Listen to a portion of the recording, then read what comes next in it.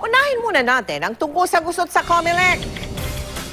Diretsahang binanatan ni COMELEC Commissioner Rowena Guanzon si Chairman Andres Bautista. Dahil ito sa inilabas ng memo ni Bautista para pagpaliwanagin si Guanzon sa isinumiti nitong komento sa Korte Suprema sa kaso ni Senadora Grace Poe na wala raw basbas ni Bautista. Itinanggi naman ni Bautista ang pahaging na siya'y may kinikilingan. Nakatutok si Ivan Mayrina. Palabang COMELEC Commissioner Rowena Guanzon ang humarap sa programang Unang Hirit kaninang umaga. Baon niya mga birada laban kay COMELEC Chairman Andres Bautista. Noong Biyernes, minimohan ni Bautista si Guanzon para magpaliwanag kung bakit nagsumiti ito sa Korte Suprema ng komentong hindi pirmado ni Bautista para sa mga kaso kaugnay sa kandidatura ni Senadora Grace Poe. Ngayon, nagrereklamo siya na ang sinabitin naming comment ay wala siyang pirma. Ngayon, gusto nilang ipawalang bisa. I-shoot down niya ang comment. Anong gusto niya? Matalo kami sa Supreme Court? Gate ni Guanzon, naghahabol siya dahil January 7 ang deadline at hindi January 12. Gaya ng sinasabi ni Bautista. Unbank daw ang nagpasya na sila ni Director Kasingal ng COMELEC Law Department na magsusulat ng komento. Hindi rin daw nagpasabi si Bautista na pipirma siya dito. Meron po talaga naman kaming meeting today saka tomorrow. Ay, hindi po ako nagtataka nga ako. Bakit bigla siya nag-issue ng memo? Parang ilang di pa lang naman yung opisina ko. Hindi ba pwedeng magpadala siya ng chief of staff doon? O tumawag siya sa akin? Banat pa ni Guanzon. Hindi po kami yung boss namin, Chairman. Hindi po. Yung boss po namin ang konstitusyon at ang batas. Si Bautista napatawa na lang.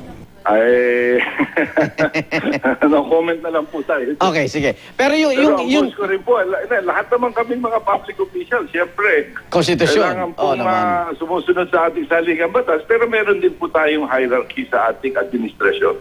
Tinawag pa ni Guanzon si Bautista na may kinikilingan. I just realized, nasa comment pa lang, nag-file pala ng petition sa Supreme Court ay ang Poblador Bautista Law Office. Ano naman ni Chair Bautista yan? Si Mario Bautista. Hindi ba niya yan kapatid ng tatay niya? I'm just saying, ano ba si Chair Bautista? Kampi ba siya sa amin sa COMELEC o kampi siya kay Grace Poe? Naku, hindi po totoo yun. Well, kung titignan niyo po yung aking naging decision nga na personal, sabi ko sa aking palagay, hindi rin siya natural born citizen at hindi niya na-meet yung 10-year residency. Inamin naman ni Bautista na pinsan niya si Mario Bautista ng Poblador Bautista Law Office na dumedepensa kay Poe. Pero anya, wala raw yung kinalaman sa desisyon niya. Yung mga iba't ibang law firm na nagre-represent ng mga iba't ibang kandidato, may mga kamag-anak, may mga kaibigan. Pero sa akin po, walang ano yan. Kumbaga, hindi po nakaka-influensya na aking desisyon. Hinamon pa ni Guanzon ang COMELEC chairman. I dare Chair Bautista, buksan natin lahat ng minutes, audio, at transcript na stenographic notes at lahat-lahat ng vouchers dyan sa COMELEC. Buksan natin para may transparency and truth naman po ang mamamayan. Definitely, kung yung po open po tayo dyan. Pero kung hindi pagkakaunawaan, at sabi ko rin na siguro maganda pag-usapan ito sa COMELEC and Bank. Pero ako rin po ay naniniwala na pagkatapos po nito, lalabas pa ngang mas malakas ang COMELEC dahil sa pangyayaring ito. May birada rin si Guanzon sa running mate ni Poe na si Senador Chis Escudero tungkol sa sinabi nitong banta umano si Guanzon sa demokrasya ng bansa. Bakit ako magiging threat sa democracy sa 2016 just because natalo yung kandidato nyo sa COMELEC? Kung hindi pala natalo, hindi pala ako threat? At hindi ako may hawak ng security code sa voting machines. Si Chair Bautista ang may hawak niyan sa eleksyon. At Chis Escudero, kung talagang magaling kang abogado, hindi ikaw na lang mag-lawyer for Grace Poe. I will see you in the Supreme Court. Wala rin daw maaring basta-basta mag-imbestiga sa mga COMELEC commissioner. Bakit di lang kami paimbestigahan sino sila? Impeachment court ba sila? Hello, Chis Escudero. Is one senator vote in an impeachment?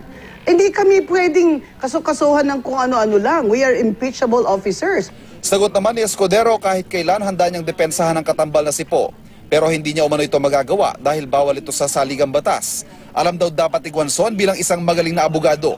At mayroon naman daw mas mahuhusay na abogado kay Escudero na kasalukuyang kumakatawan kay Poe. Ang Partido Liberal may reaksyon din sa mga pahayag ni Escudero laban kay Commissioner Guanzon.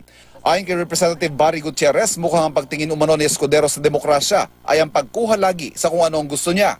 Hindi umano itinatag ang mga institusyon para konsintihin ang mga kapritsyo niya. Para umano sa LP, ito'y usaping panloob ng COMELEC at igagalang doon nilang kahihinatnan ng isyong ito. Pinabulaan ng Dinig Guanzon na may connection siya sa LP standard bearer na si Mar Rojas. Ivan Mayrina, nakatutok, 24 oras.